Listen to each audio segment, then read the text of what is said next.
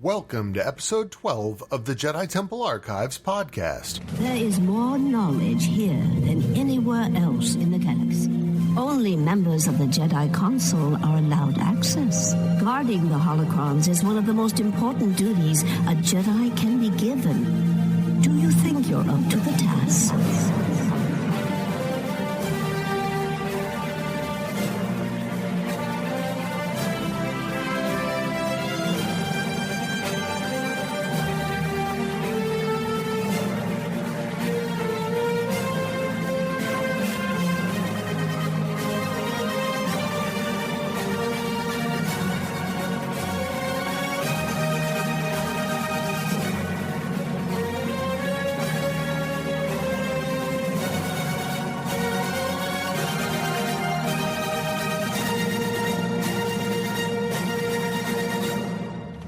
Star Wars fans, welcome to episode 12 of the Jedi Temple Archives podcast. I'm Rob, your host, and we are recording this episode on Tuesday, May 28th, 2019. Before we get started this week, I just wanted to take a brief moment to give a special shout out and a special thanks to all of our servicemen and women, either active duty or retired, and just say thank you for the service that you provide to us and our country. And to the rest of you, I definitely hope that you all had a safe and fun holiday weekend. So hopefully you're all refreshed and ready to hit the ground running. It's going to be a pretty exciting week. We are just a little bit less than a week away from the opening of Star Wars Galaxy's Edge out at the Disneyland Resort. And I know that Tom and Michelle, Tom, my co-host, and Michelle, his wife, who comes on occasionally, are both going to be out there experiencing Star Wars Galaxy's Edge at the Disneyland Resort. And I look forward to hopefully having them on next week's show to talk a little bit about their experience and give us some information about what we can expect when we do actually get access to that land. But for this particular episode, I wanted to take on another listener question that came in from one of our listeners who's been with us since the beginning of the show, Amy. And she had sent a message a while back after I'd done the episode on lightsabers with a couple of follow-up questions that she wanted to know more about. And so we are going to go ahead and jump right into answering those.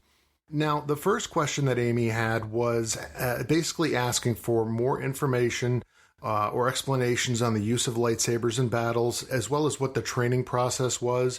We see a little bit of Luke being trained in his Force abilities within The Empire Strikes Back.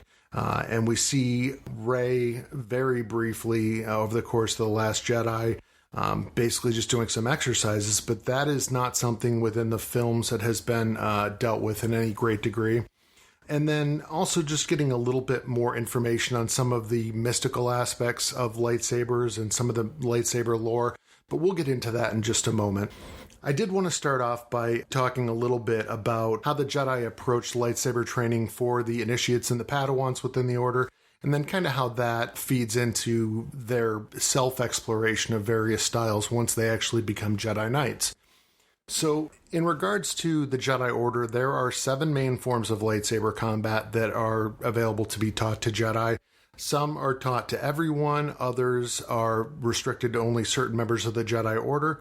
And really, the focus on the various types of forms that the Jedi would learn is something that evolved over the life of the Order and kind of changed as their mandate changed, depending on if they were facing scenarios where they were maybe in combat with other Force wielders carrying lightsabers, whether they're dealing with just regular everyday people who are using blasters against them, or specialized military forces such as the Mandalorians. All of those had various impacts on the different training styles for the Jedi. So delving a little bit into those 7 forms, the first form that you come to is called Shi-Cho, and that was known as the Way of the Sarlacc. Another name for that particular lightsaber form was Determination form. And basically, this is the oldest form of lightsaber combat. It's the most basic. It is one that was taught to all members of the Jedi Order, and really from the moment an initiate or youngling would come into the Jedi Order and had a training lightsaber placed in their hand, this is the form that they would all start with. It focuses primarily on simple tactics, and because it was developed when Jedi first took up lightsabers as a means of melee combat and had transitioned from using more conventional swords, it's really based on the foundations of all sword fighting. So it deals with things like strike zones. It deals with things like parries and blocks. It teaches the user very fine control of their body movement and teaches them about getting a feel for their weapon. So obviously a lightsaber, given that it didn't actually have a physical blade, that blade had no weight to it unless it was coming in contact with another object or another lightsaber blade. So that was something that you really had to get a feel for that weapon and understand where that blade was at all time, which is one of the reasons that non-Force users had such a difficult time using a lightsaber in combat. And at the time of the fall of the Jedi Order, this form was mainly only used in combat if all other forms of lightsaber combat had failed. So this was kind of the fallback. Interestingly enough, because it was not a form that a lot of Jedi would put effort into mastering because it was so basic, those who learned to master this form actually ended up having an advantage over those Jedi if all other forms failed. So for this particular form of lightsaber combat, notable practitioners of this within the Jedi Order, Obi-Wan Kenobi most certainly spent years perfecting this form under the tutelage of Qui-Gon Jinn. Prior to the events of the Phantom Menace, Qui-Gon was very interested in having Obi-Wan focus on basic combat techniques, and we'll get into a little bit more of the other forms that Obi-Wan adopted over time. But Obi-Wan's core fighting ability and lightsaber skills and the fact that he had mastered the Shicho form was something that actually helps him out a lot within the films as we see him. Now, the second form of lightsaber combat that the Jedi were trained in was known as Makashi, and this was also known as the Way of the Calamari. It also had a couple of additional names, either Contention form or the Duelist form. This was a form that was developed kind of as an advanced form of lightsaber versus lightsaber combat, which became necessary primarily because in those early days of the Jedi, because everyone was learning Shicho, they needed a way to gain an advantage over those who had actually mastered the Shicho form. And this is primarily a one-handed technique. It's very precise and it's very subtle. It relies heavily on wrist control and body movement and having incredibly detailed footwork, and generally gets epitomized by smooth and efficient motions as opposed to being flashy or having lots of acrobatics involved in it.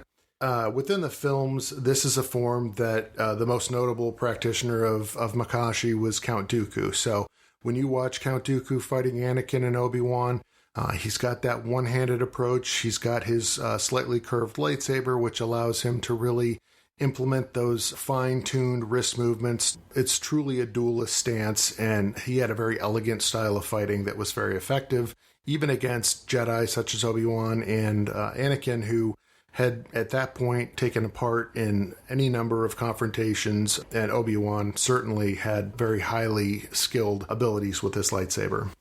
Form 3 is called Soresu, and also known as the Way of the Mynock or Resilience form. And this is another form which Obi-Wan Kenobi was trained in and became a master in under the tutelage, again, of Qui-Gon Jinn.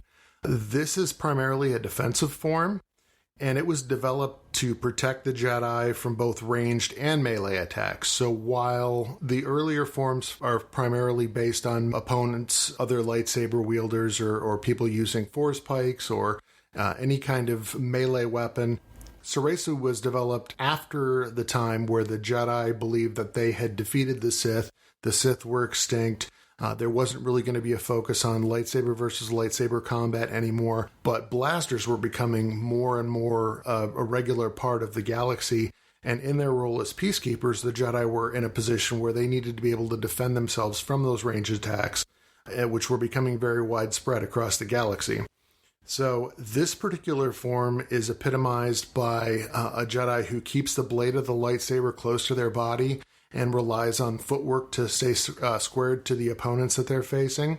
The lightsaber would protect the core of the body at all times, and the movements with the lightsaber would stay very short and efficient, which would essentially allow them to create a shield around themselves through which no ranged attack could penetrate. It really is the ultimate defensive form in regards to lightsaber combat, and really could handle ranged or melee attacks from a number of opponents. So while it was primarily created to deal with ranged attacks, it also was effective against melee opponents as well. again, along with Shicho, this is the form that Qui-Gon had taught Obi-Wan and really instructed him to focus on for the entirety of his Padawan years.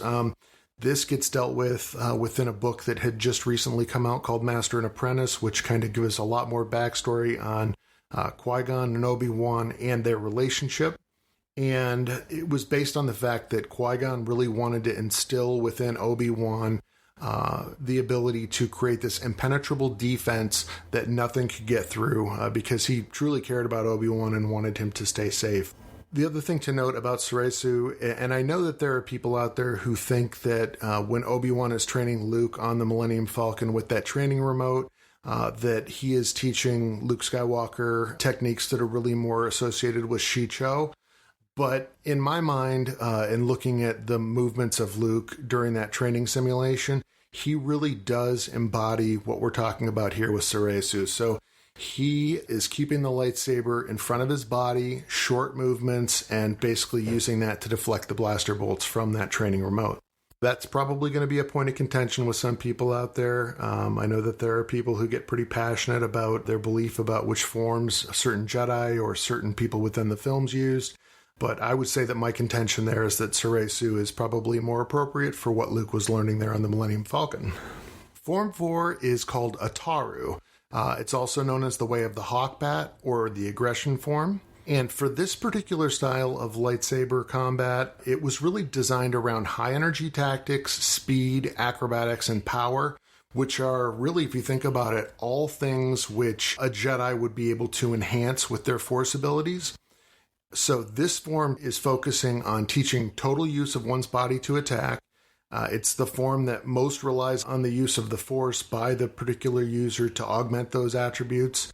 And the big benefit of this particular form is that because the user, the wielder of the lightsaber, is using the Force to enhance their attacks, it allows them to compensate for any potential disadvantages they may have. So when you're thinking about that, we're thinking about perhaps Jedi who are smaller in stature, Jedi who have restricted mobility, or even older Jedi. When you think about an Obi-Wan Kenobi facing Darth Vader on the Death Star, he clearly was significantly older than Darth Vader, and his reflexes and his abilities had diminished.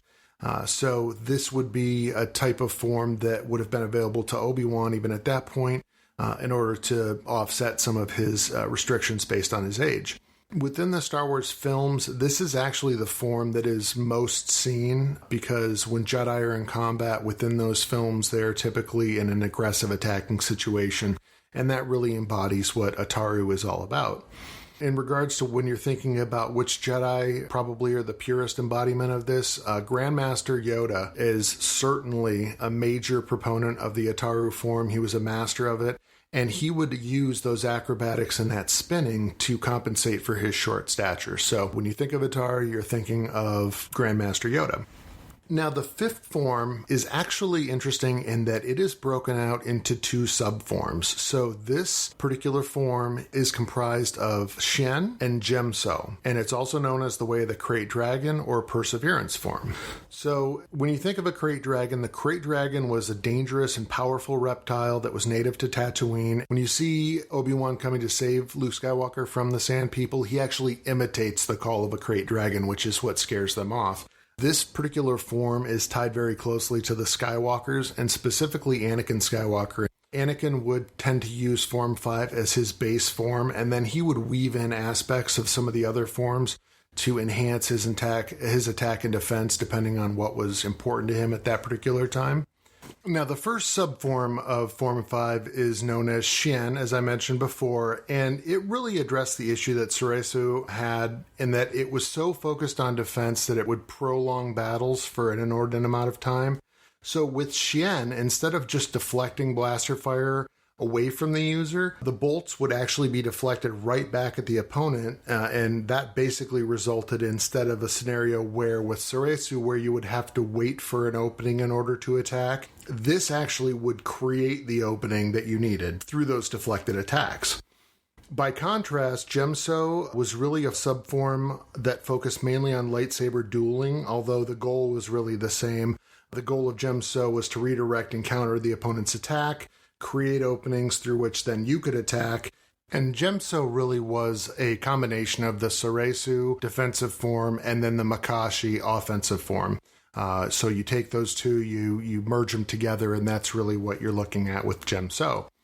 In regards to notable Jedi characters that would have used these types of techniques, certainly Anakin Skywalker, as I mentioned, used Form 5 heavily as his basis for most of his attacks and defenses.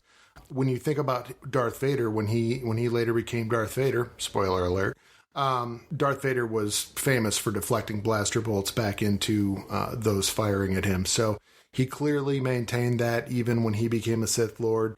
And also Ahsoka Tano, although she had a reverse grip that was somewhat unconventional, she was also a Jedi who was very famous for using Form 5 techniques. So now we move into Form 6, which is known as Niman and the Way of the Rancor. It also had alternate titles of Moderation Form and the Diplomat's Form.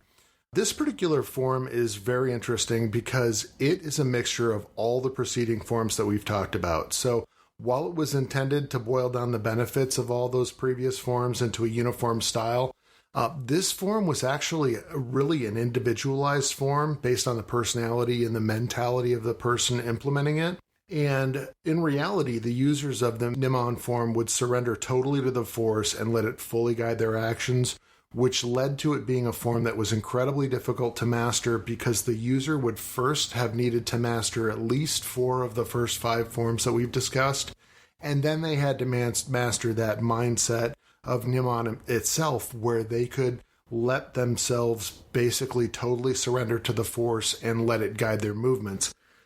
Interestingly enough, by the end of the Old Republic, this was really a form that was adopted by most Jedi, but very few of them could master it based on the mastery of the 4 of the 5 first forms, as well as the whole concept of really training their mind to allow them to slip into that battle meditation. But Qui-Gon was a total believer in the mindset required for this form, where he was trying to encourage Obi-Wan to allow himself to surrender to the Force and let it guide his movements in battle. And interestingly enough, Obi-Wan actually does take his first steps down that path. So I would go so far as to say that this is a form that Obi-Wan, by the time we see him, especially within Revenge of the Sith, that he was well on his way to mastering Niman. The final form that we'll talk about is Form 7. Again, this is a form that has 2 subforms to it, and those are called Juyo and Vapad. It's also known as the Way of the Vornsker or Ferocity form. So very much like Form 5, as I mentioned, there are 2 subforms to this, and while the actual origin of the Juyo subform is not specifically known, what is known is that it emerged during the period when the Jedi and the Sith were at war. So this is a form which is pure attack with no thought given to defense beyond countering attacks to provide openings. And while it's not specifically an acrobatic form, it's a very motion-based form. It relies on constant motion.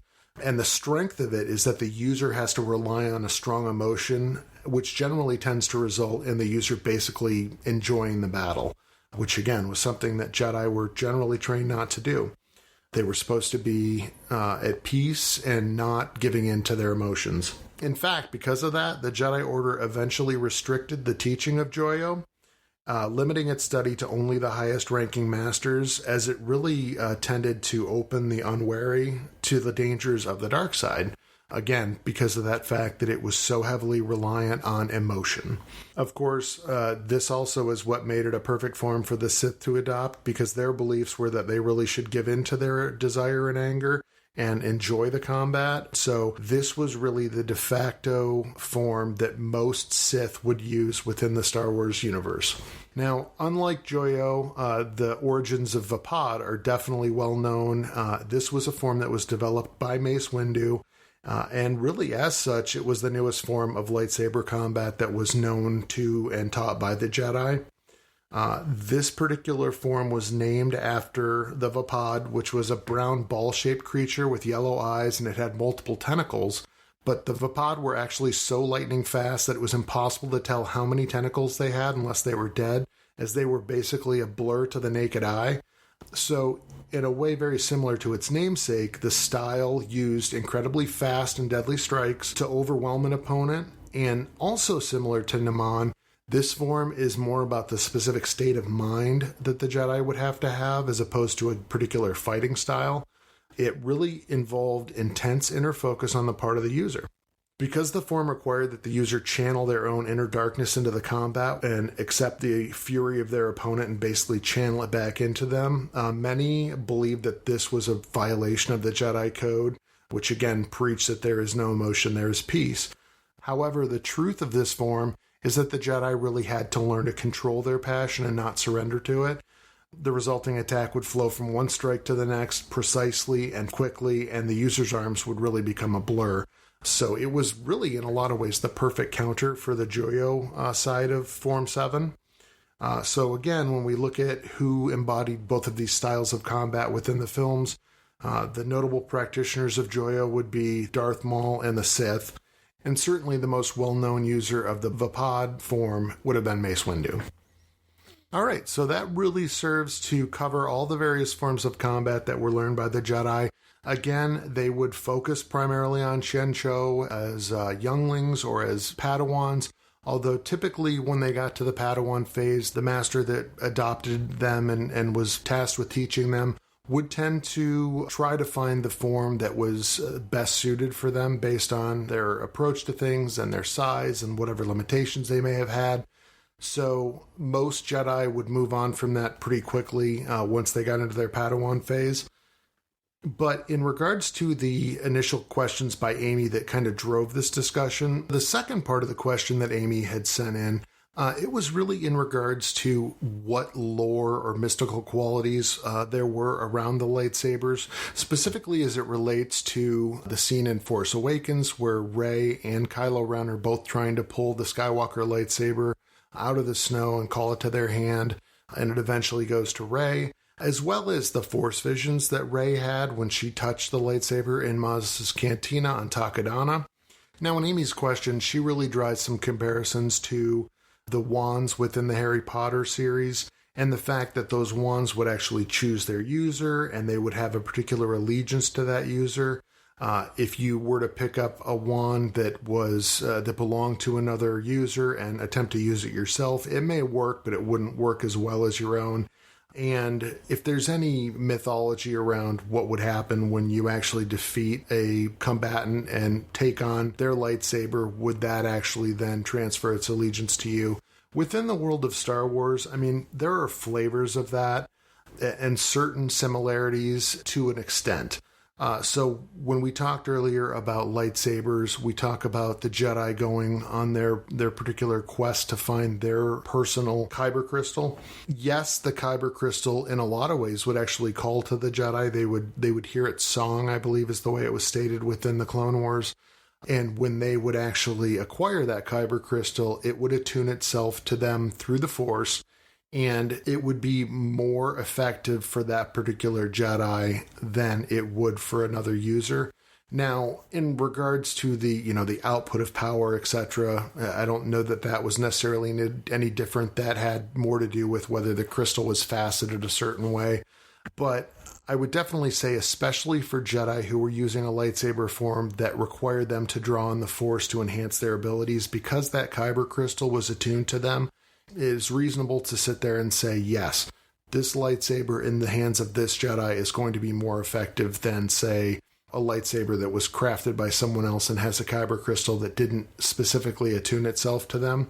So for me, again, there was a lot more information out there prior to the expanded universe being forced into what's now called Legends. And really, Star Wars in a lot of ways is kind of rebuilding its lore as a result of that. But I certainly think that there's a decent amount of evidence to point in the direction that, yes, I mean, certain lightsabers, not the lightsaber itself, but the Kyber crystal, do attune themselves to the Jedi. They do call to the Jedi. In regards to whether defeating a Jedi and taking their lightsaber would then attune that lightsaber to you, that really doesn't apply. I think really the only comparable scenario for that would be that, as I mentioned in episode that we did about the lightsabers, when the Sith would defeat a Jedi, they would then take and bleed that kyber crystal and subvert it to their will. But again, those kyber crystals were drawn to the light, and being subjugated was not really their natural form. So I think that there's a big question to be raised about whether a kyber crystal that had been bled was as effective for a Sith as it would be for a Jedi in its pure state. In regards to the specific scenes that Amy had asked about within the films, I don't really think that... Well, let's take them one at a time. So we've got the scene in The Force Awakens where Kylo and Rey are battling it out in the forest. Kylo's attempting to pull the lightsaber, the Skywalker lightsaber that he's just disarmed from Finn, to his hand, and it goes flying past him and lands in Rey's hand, and then the fight is on. In that particular scenario, I don't know that it had anything to do with the lightsaber, quote-unquote, being attracted to Rey over Kylo. The exception to that statement is because that kyber crystal is attuned to the light side, and Rey was really the embodiment of that in that fight. I think that it being pulled to her may have, in some small part, actually been impacted by that. But I think it had a lot more to do with the fact that Kylo had been injured. You know, Chewbacca had shot him with his bowcaster shortly after he had killed Han Solo. And between that injury and some of the emotional trauma that he had caused himself through killing his father, and you can really see that play out in his face, he was in a fairly vulnerable position right then. And I think Rey was just stronger in the Force than he was at that particular moment. Which is why the lightsaber ended up in her hand. When you look at the scenario, the second scenario that Amy mentions, again in Force Awakens, where Rey is essentially called to that lightsaber and upon touching it has that Force vision, which we won't go into right now, but that's a whole nother topic for a whole nother time. Again, I don't know that is necessarily the kyber crystal calling out to Rey specifically. I would say this, though, that when we talked about kyber crystals, there is a lot to be said about the fact that they're talked about as if they're almost a living embodiment of the Force themselves. And that particular lightsaber had been through some serious events. I mean, you've got the slaughter of the younglings in the Jedi Temple. You've got the combat between Anakin and Obi-Wan. You've got Luke having Darth Vader, take it and his hand off in Cloud City. So it stands to reason that really strong emotional events may imprint themselves on that kyber crystal. And Rey, being on this lush, verdant world where the Force is everywhere, would have potentially been able to pick up on that. And again, she was experiencing an awakening in the Force as well, that she heard something calling to her in the Force. She went down, opened that box, touched that lightsaber. And I think what was triggered was less about the lightsaber, but I think, the psychic impressions that may have been imprinted on that kyber crystal are what triggered the Force vision in Rey and led to what we saw. So there are some parallels between, say, a lightsaber in Star Wars and a wand in Harry Potter, but I don't know that they're as clear-cut as maybe the question led to indicate. But still, it's a great question. It's a lot of fun to talk about. We're kind of in the realm of theory as opposed to hard information at this point, again, because there's so little that's been really set in canon at this point. But again, I love these types of questions. I'd love to hear your opinions on it. If you're listening and you have a different take on things, please feel free to reach out either on Facebook or social media or even via email. And I'll give you all that contact information at the end of the show. I'd love to talk about it. So that'll pretty much do it for the primary portion of the show. I do want to move on to a few news stories in our HoloNet news section, specific to a couple of things that occurred this week. The first was, I'm sure many of you saw that Vanity Fair had released a new set of photos back on Wednesday of last week, giving some behind-the-scenes insight into the making of Star Wars Episode IX, The Rise of Skywalker. Now, I'll be the first person to admit I am not a big fan of spoiler information. When new films come out, I like to kind of go into them clean and not really have any set expectations. But there was actually a few interesting pieces of information that accompanied these photos that I don't consider spoilers. The first is that within Episode 9, it is confirmed that the Knights of Ren are going to be part of this new film, which I know a lot of Star Wars fans are going to be happy about. They were dealt with so briefly in Force Awakens, and there were a lot of questions about what information was going to be released about the Knights of Ren and where they've been. So it looks like we're going to get some of that information in this particular film. Also, that desert planet that you see in the trailer has been revealed as a planet named Pisana, and that's where we see Rey in that particular trailer. So we will wait and see. It does open the door for some questions about whether that's actually Kylo flying the TIE Interceptor or whether it might be one of the Knights of Ren. We're just going to have to wait and see how that all plays out. They have also released a photo of some of the natives of this planet who are known as the Aki. So if you take a look at the photos that get released, that have been released in Vanity Fair, you're going to see them. There's the alien portion of that group photo of the Aki are really actually kind of interesting. They're almost like squid-headed, I guess is the best way to say it.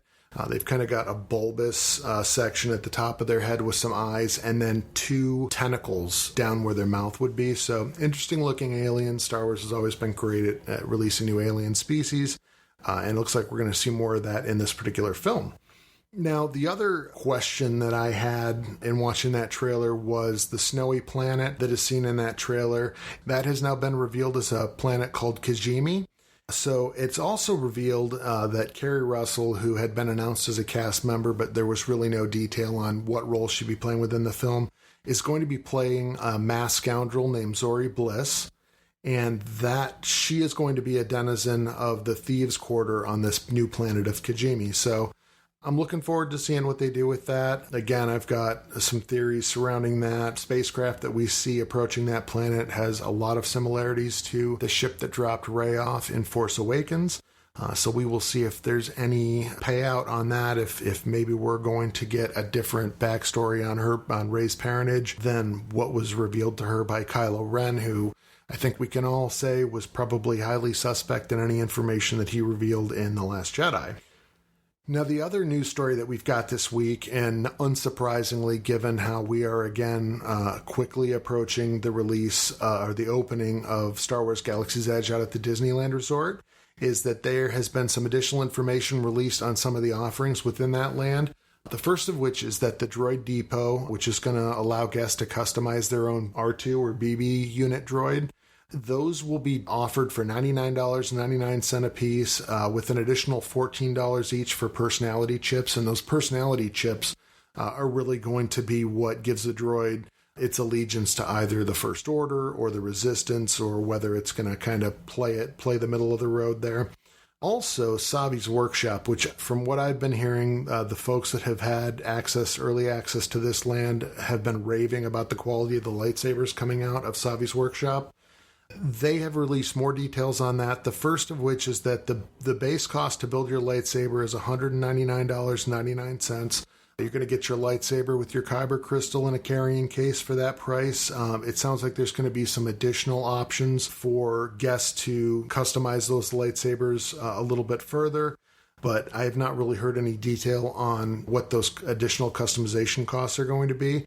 But what they did release is that this experience is going to have 3 sessions per hour, is what they estimate, and each of those sessions is going to be 28 guests. So it's 14 guests that are going to be in there actually building and customizing their lightsaber, and each of those guests can bring one additional guest, which they'll just be there to watch the process and kind of get to enjoy it from that perspective. So 28 guests, 3 shows per hour, or 3 experiences per hour. It's going to be pretty limited, especially when you consider that half of those guests are, again, there just to watch and not actually partake in the building of the lightsaber.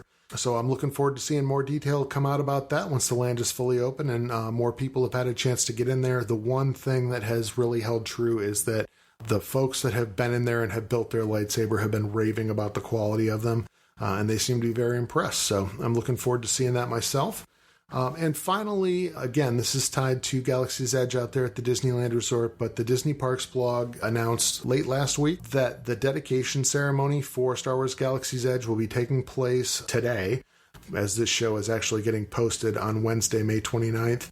So at 8:29 p.m. tonight Pacific time and 11:20 Eastern time, You'll be able to tune in on Disney Parks blog, and they're also going to have it linked, I believe, to their Facebook page and their YouTube channel, that you're going to be able to watch this ceremony as well as get some sneak previews of a little bit more of the land in its finished state. So I know that the fact that there are people who've been in the land, but they've been fairly limited in terms of what they can release.